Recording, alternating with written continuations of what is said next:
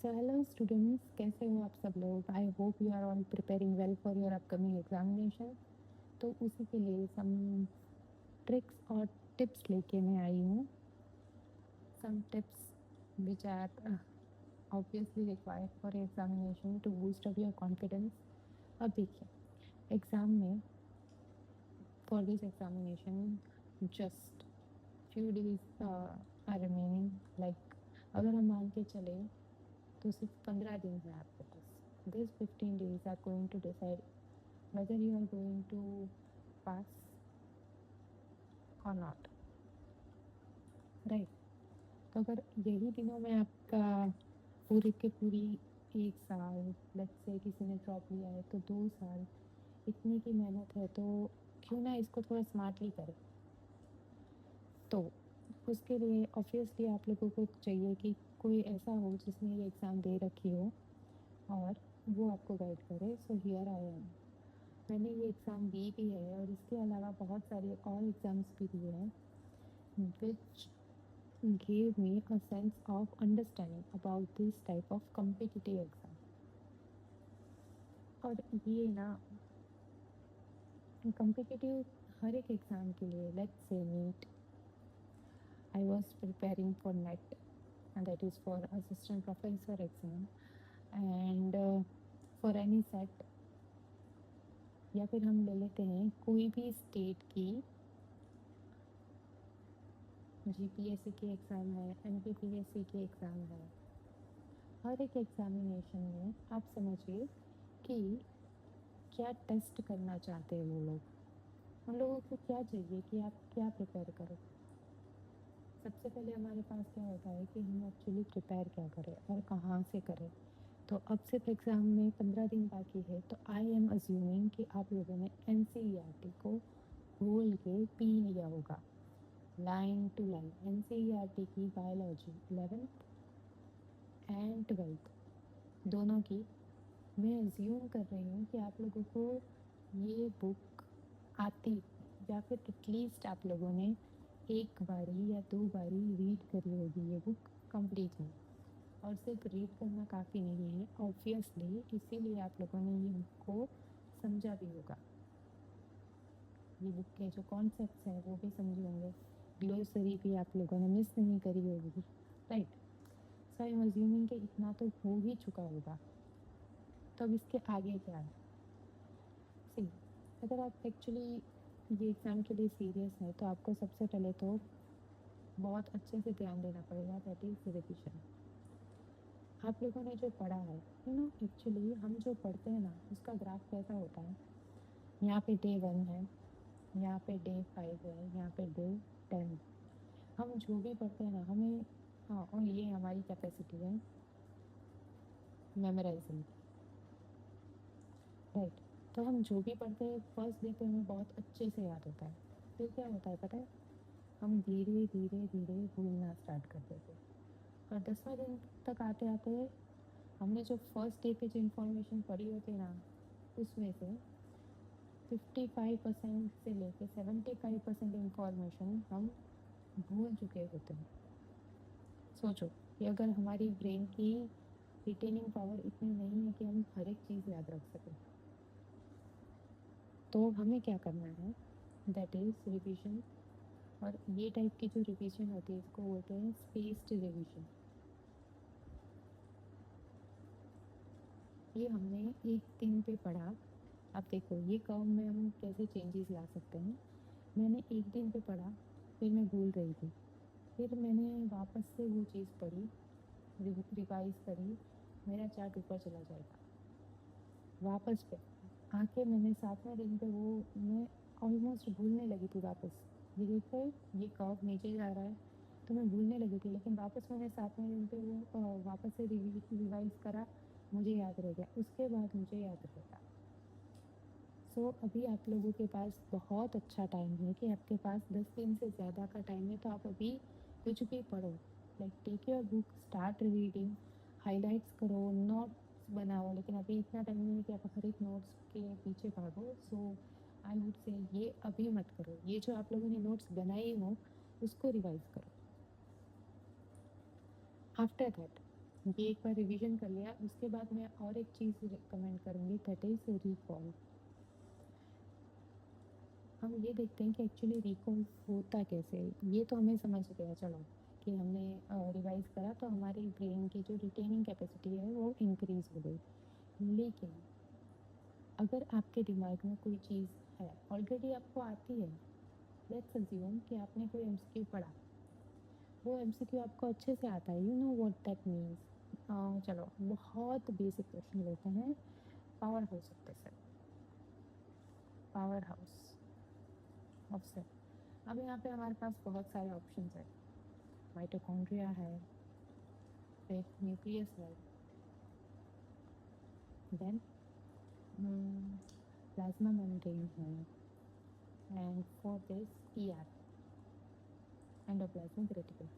तो अब हमें पता है, चलो लेट्स अज्यूम कि हमें पता भी है इसका आंसर माइटोकॉन्ड्रिया है, राइट। लेकिन आप जब भी ऐसे टाइप के एमसीक्यूज देखते हो, ट्राई करो कि आप माइटोकॉन्ड्रिया से जुड़ी हुई और इन्फॉर्मेशन को भी अपने ब्रेन में ट्रेस करो कि माइटोकॉन्ड्रिया है तो अच्छा वो क्यों है powerhouse of the cell, क्योंकि वो एटीपी जनरेट करता है।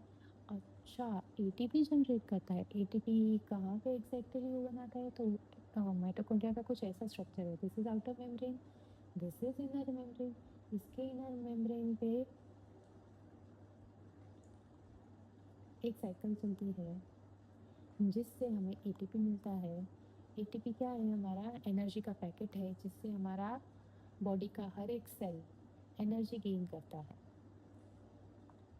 समझे। तो अगर आप ऐसे याद रखोगे तो आपको जो प्रीवियस ईयर्स के क्वेश्चंस हैं, ये एक ट्रेंड है हर एक एग्ज़ाम में कि जो प्रीवियस ईयर्स के क्वेश्चन होते हैं वो एज इट इज़ नहीं पूछे जाते हैं, लेकिन उससे इंस्पायर होके ऑलमोस्ट क्वेश्चंस बनते हैं। तो अगर आपने लास्ट ईयर ये क्वेश्चन था तो शायद ये आ सकता है कि why mitochondria is powerhouse of the cell, ऐसा क्या करता है वो, तो वो क्या करता है, एटीपी बनाता है, राइट। तो अगर आप अभी रिकॉल करने बैठ रहे हो, so this whole process is known as recalling. ये जो मैंने पूरी की पूरी प्रोसेस करी अभी, इसको क्या बोलते हैं, रिकॉल। मैंने अपने ब्रेन में से जो ऑलरेडी मैंने इंफॉर्मेशन फीड करी है उसको कनेक्ट करके बाहर लाया है। ये पूरी की पूरी मैंने प्रोसेस करी है, कनेक्ट किए मैंने सारे डॉट्स जो ऐसे ही स्कैटर्ड पीसेस थे। मुझे पता था माइटोकॉन्ड्रिया एटीपी बनाता है, मुझे ये भी पता था कि माइटोकॉन्ड्रिया को हम powerhouse of the cell बोलते हैं, लेकिन मैंने अब क्या किया, ये सारे पॉइंट्स को मैंने डॉट्स को कनेक्ट किया और मुझे एक बड़ी पिक्चर मिली। ये पिक्चर आपको बहुत यूज़फुल होती है पूरा का पूरा कॉन्सेप्ट समझने में, राइट। सो आई वांट कि आप ये रिकॉल वाली थिंग करें, और अभी आपके पास इनफ टाइम है। अगर आप शांति से आराम से बैठ के विदाउट पैनिकिंग ये स्टार्ट करो तो मुझे लगता है कि आप इम्पोर्टेंट टॉपिक्स को आराम से कवर कर सकते हो। नाउ मूविंग ऑन, जैसे मैंने बोला प्रैक्टिस करो, एंड ये रिकॉल की प्रैक्टिस इसके साथ ही करो, पीवाईक्यूज के साथ रिकॉलिंग करो। और अगर आपको ये चीज़ में इंटरेस्ट है तो मैंने एक नई सीरीज स्टार्ट करी है यूट्यूब पे, रिकॉल प्लस कॉन्सेप्ट्स। ये आपको बहुत यूज़फुल रहेगी ना। उसके अलावा हर एक टेस्ट दो पर डे, एक मॉक टेस्ट दो। अब ये मॉक टेस्ट में क्या होगा पता है, आपको आइडिया आएगा कि आप कौन से क्वेश्चंस में मिस्टेक करते हैं। जैसे कई बार क्या होता है, स्टूडेंट्स कोई भी क्वेश्चन आराम से समझ लेता है, इवन रिकॉर्ड भी कर लेता है, पर जल्दी के कारण या फिर प्रेशर के कारण वो क्वेश्चन को गलत करके आता है, तो उसकी वजह से आफ्टर ऑल उसका पूरा मार्क्स लूज होता है, नेगेटिव मार्किंग होती है वो अलग। इसीलिए आपको कॉन्फिडेंस बढ़ाने के लिए मॉक टेस्ट इज़ मस्ट। अभी तक आप लोगों ने नहीं दी हो तो प्लीज़ अब स्टार्ट कर देना, now it is a time. And obviously mock test के साथ you have to analyse your mistakes. Plain mock test देने से कुछ भी नहीं होगा, उससे अच्छा आप कोई भी टेस्ट मत दो, ऐसे ही बैठो, ऐसे ही बैठो और मौत का इंतज़ार करो, क्योंकि सिर्फ सिर्फ और सिर्फ मॉक टेस्ट देने से कुछ नहीं होगा, आपको आपकी मिस्टेक्स भी एनालाइज करनी पड़ेगी, तभी जाके आप वो सारी मिस्टेक्स को सुलझा पाओगे कि आपकी एग्जैक्टली कहाँ पे मिस्टेक हो रही है। और अभी अभी आप जो मॉक्स दोगे वहाँ जहाँ पे आपकी मिस्टेक्स हो रही होगी, आप एग्ज़ाम में जाके वही पॉइंट्स पे वापस मिस्टेक्स करने वाले हो। सो बी रेडी फॉर दैट। उसके अलावा आपको ऑब्वियसली फ़िज़िक्स और केमिस्ट्री पे ध्यान देना पड़ेगा, क्योंकि 50% सिलेबस हमारा फ़िज़िक्स केम का ही है और 50% बायोलॉजी का।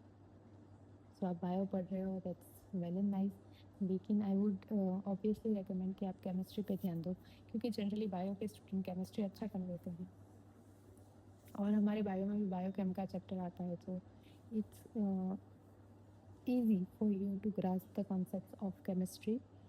मैं बिल्कुल नहीं बोल रही कि फिज़िक्स टफ है। जब मैं खुद 12th में थी, मुझे तो फिज़िक्स बहुत पसंद थी, मैं सारे क्वेश्चन सॉल्व करती थी, सब कुछ आता था। सो आप कभी भी अपने ब्रेन की कैपेसिटी को कम मत आंकना, आपको सब आ सकता है। You just need a good mentor, या फिर आपको कोई अच्छी सी बुक चाहिए, यू नेवर नो।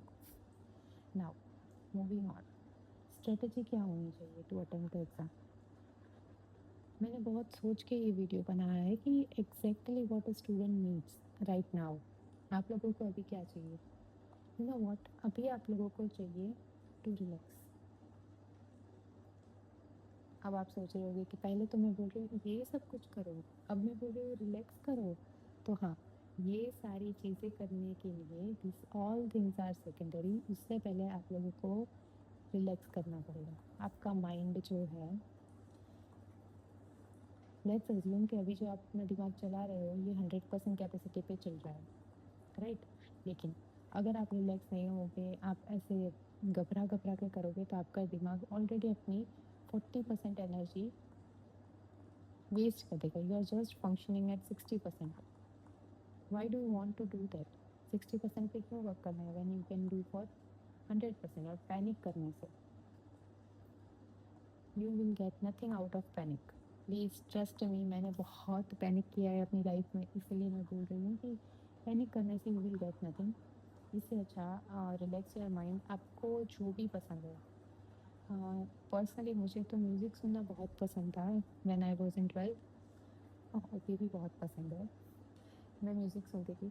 म्यूज़िक सुनो, एक्टिविटीज़ करो, आप बाहर जाओ, टहलो, 10-15 मिनट का ब्रेक लो, पोमोडोरो टेक्निक यूज़ करो, जिसमें 1 आवर स्टडी एंड या फिर 25 मिनट्स की स्टडी एंड 5 मिनट्स का ब्रेक। मैं जनरली ये प्रेफर ज़्यादा करती हूँ। फिर 5 मिनट्स का break. This is like, this whole thing is compulsory. आपको इवन इतना मज़ा आ रहा है पढ़ने में, लेकिन फिर भी give yourself a break. और अगर आपको बिल्कुल भी मज़ा नहीं आ रहा है, आपको ब्रेक्स लेने हैं, तो मत लो ब्रेक, 1 घंटे की पढ़ाई के बाद ही लो, राइट ना। मूविंग ऑन, अब क्या करना है उसके साथ आपको, जो आपके वीक टॉपिक्स है। ऑब्वियसली आप लोगों ने ये करा होगा, आपने टेस्ट दिया होगा, तो आपको पता चल चुका होगा कि आपकी मिस्टेक्स कहाँ हो रही है, आपके जो वीक पॉइंट्स या वीक एरियाज़ कौन से हैं। तो एक बार आपने ये एनालाइज कर लिया, उसके बाद देयर इज़ द थिंग कि आपको अपने जो वीक टॉपिक्स है उसके ऊपर थोड़ा वर्क करना पड़ेगा, क्योंकि अभी भी 15 डेज़ हैं। You can do that. 15 days में आप डेली 30 मिनट्स और 45 मिनट्स ऐसे टॉपिक्स को दो जो आपको कम समझ में आ रहे हैं। वीडियो लेक्चर्स देखो, या फिर अपने कोई फ्रेंड को बोलो कि आपको एक्सप्लेन कर दे, या फिर आप खुद को ही एक्सप्लेन करो। Explain it to yourself. पढ़ो और खुद को एक्सप्लेन करो, लेकिन do it and please don't avoid them. अभी आपको लग रहा होगा कि सब कुछ कवर नहीं करना है, let's just leave some things. फिर पता है, नसीब इतने ख़राब होते हैं कि वही जो चीज़ें छोड़ दी है ना, वही आ जाएगी एग्ज़ाम में। सो आई वुड रिकमेंड कि आप कर लो, एक बार ट्राई करो to cover up this week sections. क्या पता आपके एमसीक्यूज उसी में से बन जाए, राइट। उसके बाद डेली टारगेट्स दो, खुद को टारगेट्स दो कि आप इतना करोगे, इतना तो पढ़ ही लोगे। 2 बायो के टॉपिक्स लो, फिर एमसीक्यूज जो है, या फिर PYQs जो हैं वो पढ़ो फिज़िक्स के फिर 2 टॉपिक्स करने के बाद वापस आप अपने PYQs पे जंप कर दो बायो के। उसके बाद मिस्टेक्स देखो, मिस्टेक्स को एनालाइज़ करो, उसके बाद वो मिस्टेक्स के वीक टॉपिक्स को कवर करो। अगेन रिपीट, वापस आ जाओ। ये पूरे लूप में चलना चाहिए, राइट। नाउ ये तो हुआ कि आपको एग्ज़ाम के टाइम पे क्या करना चाहिए। लेट्स टॉक कि आप लोगों को क्या नहीं करना चाहिए। आई वुड हाईली रिकमेंड कि आप अपना जो जनरल शेड्यूल है, हर एक लोग का एक जनरल शेड्यूल होता है। जैसे let us talk about me. I wake up exactly जब मुझे कॉलेज में पढ़ाने के लिए जाना होता है। आई वेक अप एट 8:30 और 7:30 जो हिसाब से मेरे लेक्चर्स होते हैं, मैं उतने बजे उठ जाती हूँ, राइट। या फिर उससे एक घंटा पहले I just wake up, I do my things and pack my bag and go. ये मेरा रूटीन है, राइट। ये मेरा रूटीन है। अब अगर ये रूटीन में मैं कोई भी चेंज करूँगी near to my any crucial exam, वो मुझे मेरे ब्रेन को नेगेटिव सिग्नल्स देगा। मेरा ब्रेन जो है वो हाइपर अलर्ट मोड में चला जाएगा कि ये कुछ रिदम चेंज हुई है, मेरी बहुत सारी एनर्जी ये नए शेड्यूल के अंदर ढलने में लग जाएगी। इसीलिए मैं बोल रही हूँ, इससे अच्छा जो आपका नॉर्मल शेड्यूल जो है, please keep your normal schedule.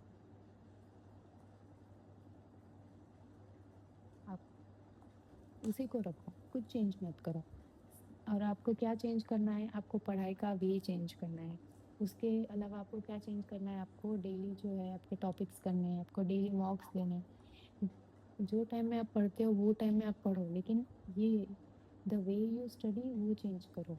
Don't change your schedule at this last moment, क्योंकि आपकी बॉडी को कोई भी नए शेड्यूल में ढलने के लिए it requires minimum of 21 days.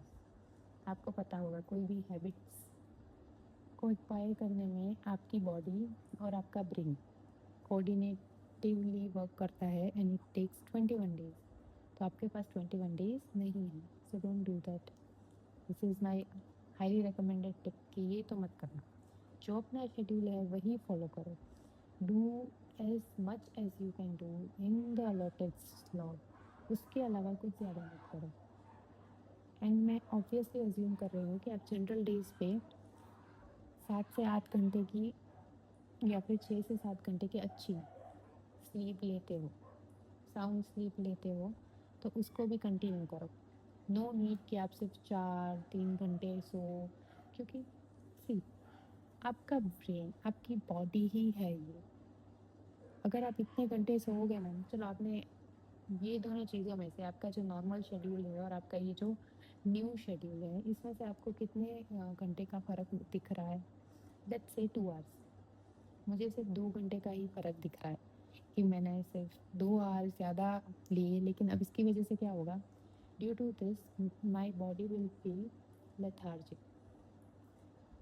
मुझे बहुत अजीब लगेगा, मुझे बिल्कुल हो सकता है मेरा मन ही ना करे कि मैं पढूँ, हो सकता है कि मेरी बॉडी ही साथ ना दे कि मैं पढूँ, फिर आपको दोपहर में नींद आ जाएगी, कुछ भी हो सकता है।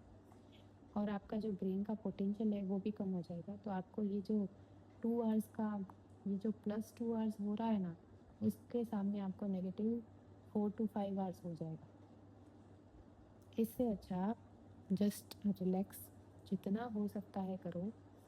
ऐसा बिल्कुल मैं नहीं बोल रही कि तुम्हें अपना पोटेंशियल पूरा यूज़ नहीं करना चाहिए, पर सामने देखो कि तुम अपने फुल पोटेंशियल यूज़ करने के चक्कर में कहीं अपना पोटेंशियल हाफ तो नहीं कर रहे हो ना। And do light revision at night. आपने जो पूरा दिन में पढ़ा हो ना, उसका एकदम लाइट लाइट रिवीजन कर दो, you will feel better. Trust में आपको जो थोड़ा थोड़ा रिवाइज करोगे पूरे दिन का, you will feel good. Now final stage, अब जब आपका एग्ज़ाम में 2 या 3 दिन बचे हो, जस्ट रिवाइज करो, सिर्फ रिवीजन करो और टेस्ट दो।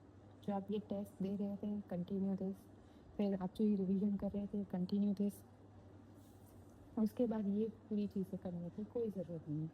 Avoid this thing. अब आपको वीक टॉपिक्स बिल्कुल कवर नहीं करने हैं, अब आपका हो चुका है, अब सिर्फ 2-3 दिन लास्ट के you have to do whatever is required.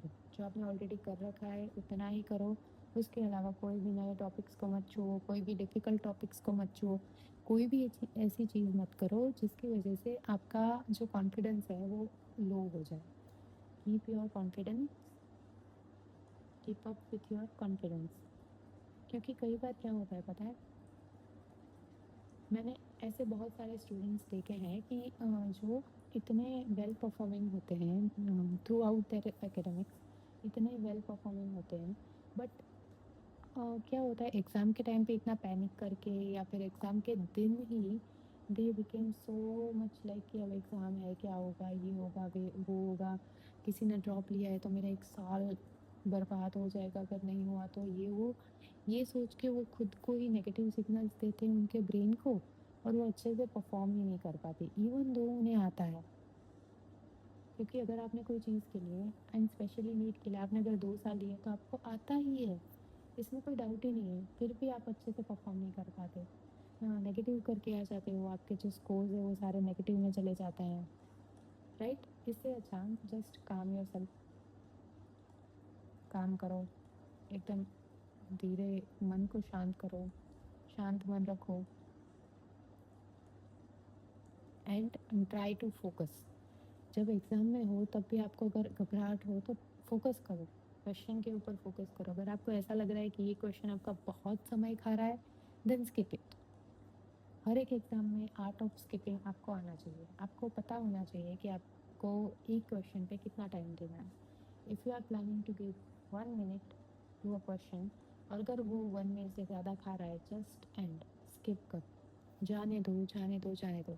क्योंकि ये नेगेटिव मार्क्स के एग्ज़ाम है, you will get nothing out of it, आपके पास सिर्फ डायरेक्ट जो भी आपने लिखा है उसका सारा नेगेटिव हो जाएगा, राइट।